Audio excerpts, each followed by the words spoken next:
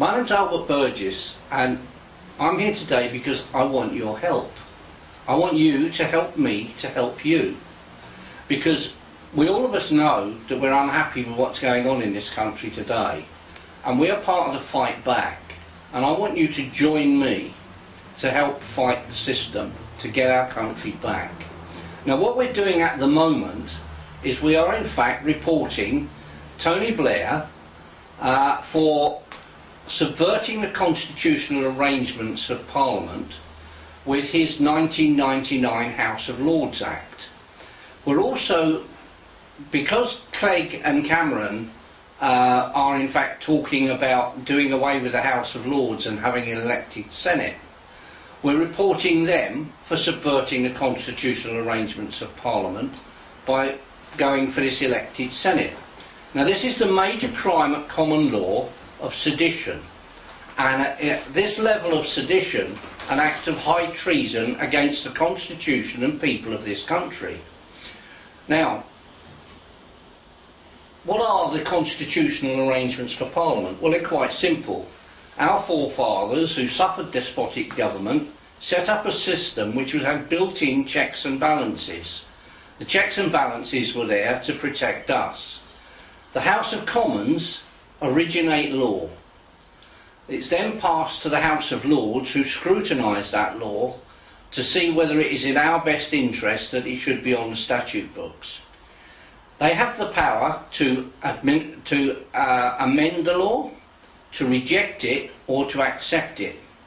If they accept it, it then goes with their certificate to the House, to the Sovereign, and the Sovereign will then, depending upon whether in their opinion it is in the best interest of the subject and the kingdom, whether or not it will get the royal assent or not. The last time the royal assent was refused was not, as government would tell us, with Queen Anne in 1707, but in fact in 1910 with King Edward VII, when he refused what became known as the Parliament Act of 1911 on the basis that it was unconstitutional and that it in fact removed a protection from his subjects.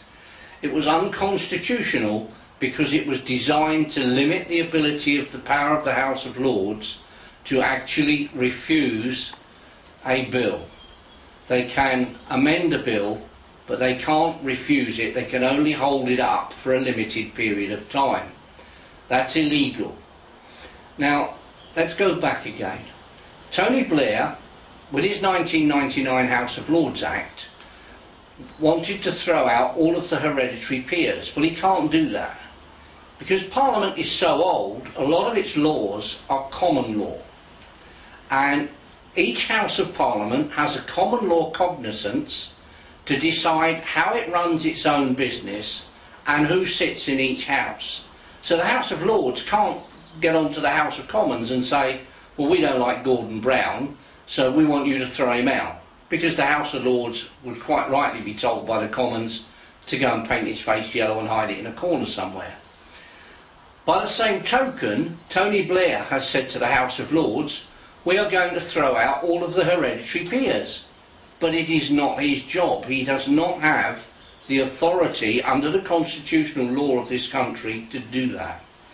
So we're reporting him for subverting the constitutional arrangements of Parliament by overriding the House of Lords cognizance to decide who sits in it, and that in fact is the major crime of sedition at common law and an act of high treason against the people and the constitution of this kingdom. Now, we're reporting Klegg and Cameron for the same offences, but over their plans to remove the House of Lords completely and have an elected Senate. Now, before we actually look at this and think, oh dear, what difference does it make because it's them there Lords what's been robbing us blind all our lives, that's actually not true. Every time the House of Commons has come up with a bill which is going to be not to our advantage, it is the House of Lords which has either amended it or rejected it. Initially, but in 1909, when Asquith put up a budget which was going to cost the working man an awful lot more than he could afford in the tax to substantiate the arrangements for the budget, it was the House of Lords who, believing they couldn't amend that bill, decided to reject it, and that was a direct lead into the Parliament Act, which stopped them having the power to reject the bill. So basically what I want you to do is I want you to join with me, and what we're doing is we're reporting these people, Blair, Clegg and Cameron, to every Chief Constable in the country for the crimes of subverting the constitutional arrangements of Parliament, which in this case amount to an act of high treason against the people and constitution of this kingdom. So far, we have a group of about 40 people doing this, and at the moment David Powers Police have given this a crime book number, and in fact have forwarded it to the Metropolitan Police as being a police force better placed to carry out the inquiry. Cambridgeshire Police have given it a crime related incident book number, and they have in fact forwarded it to the Metropolitan Police for them to investigate. Wiltshire Police have given it a crime related incident number, and they have actually passed it off to the Home Office and the Crown Prosecution Service to check on the probability of winning a case if it goes to court. Now, what we want is we want you to join with us, because I've said from day one, when I started reporting treason in the first place, that this is a numbers game. If I go in and report treason on my own, the police will laugh. But if thousands of us go in and report treason, then they can't laugh anymore. They have to deal with it because the public are pressuring them to deal with it. Now, this is all done from the comfort of your own home. You will, if you join me, get sent an email which will contain all of the email addresses of every Chief Constable in the country.